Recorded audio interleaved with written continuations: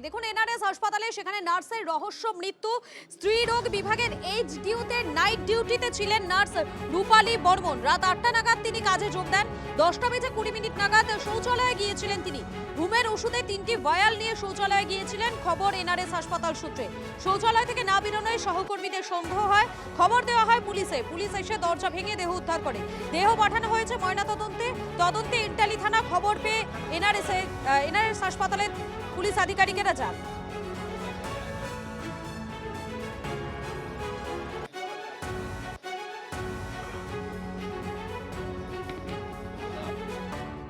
গতকাল সন্ধ্যে 8টায় হ্যান্ডওভার নেয় রূপালী বর্মন।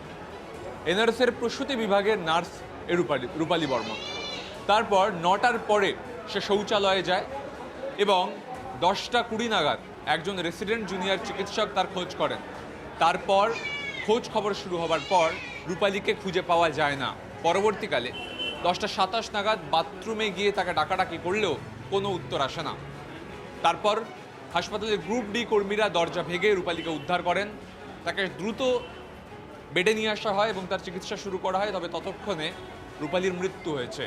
পরবর্তীকালে স্থানীয় থানার তরফ থেকে পুলিশ এসে ঘটনার তদন্ত শুরু করে। প্রাথমিকভাবে জানা গিয়েছে খুব বড়সড় কোনো গুরুতর ক্ষত নেই, তবে হাসপাতালের সেই শৌচালয় থেকে 3টি ফেন্টালিনের ভায়াল এবং সিরিঞ্জ উদ্ধার হয়েছে বলে জানা যাচ্ছে সূত্র মারফত। এবং সেখান থেকেই পুলিশ অস্বাভাবিক মৃত্যুর মামলা রুজু করে সহকর্মীদের জিজ্ঞাসাবাদ করে তদন্ত প্রক্রিয়া চালাচ্ছে। এই যে ফার্স্ট ফ্লোর, তার যে লেখা রয়েছে গাইনি এইচডিইউ 5 এবং তারপর অ্যান্টিন্যাটাল অবজারভেশন রুম এবং ওয়ার্ড, তার পাশেই শৌচালয় এবং সেখানেই কিন্তু এই অস্বাভাবিক মৃত্যুর ঘটনা ঘটেছে বলে পুলিশ সূত্রে খবর। পুলিশের তরফ থেকে 3টি জায়গায় 3টি ক্রাইম সিন তা সিজ করা হয়েছে। ক্যামেরা দীপঙ্করের সঙ্গে সুমন, TV9 বাংলা, শিয়ালদা, কলকাতা। বেশ খানিকক্ষণ হয়ে গেছে টয়লেটে, স্বভাবতই সবাই চিন্তিত হয়। বাইরে ধাক্কা এবং গলা উঁচানোর পরে উনি ভেতর থেকে কোনো রকম সাড়া দেন না এবং সাড়া দেননি বলে আমাদের এখানে যারা গ্রুপ ডি অ্যাসিস্ট্যান্ট আছেন, জেনারেল ডিউটি অ্যাসিস্ট্যান্ট, তাদের কাউকে ডেকে দরজাটা ভাঙার পরে দেখা যায় যে উনি অচেতন অবস্থায় রয়েছেন। তাদের কিছু একটা মানসিক প্রেশার থাকতেই পারে।